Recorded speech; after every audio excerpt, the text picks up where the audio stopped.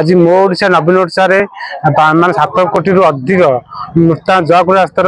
शुभ दिगला और 5 कोटी रु अधिक पोल आम पटामुंडी केनाल सुकुन शुभ दिगला और महिला स्वयं सहायक गोष्ठी उद्घाटन कराला आमर इच्छाबाट सांस्कृतिक संसद शुभ उद्घाटन नूतन गृह शुभ उद्घाटन है।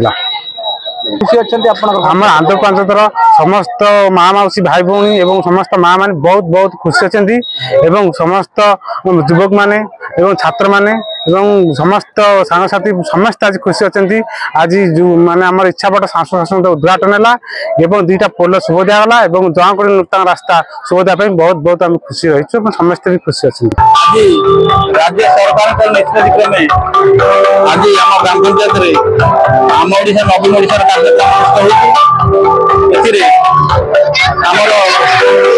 जनसचेतना शिविर कहले अत्युक्ति हम ना लोक मैंने सचेतन करने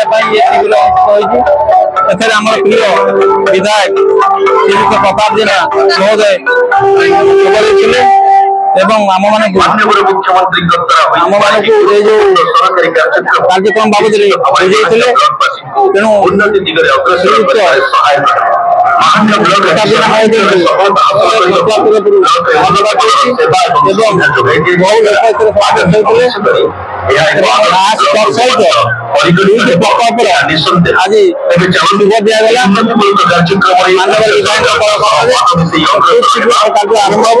हम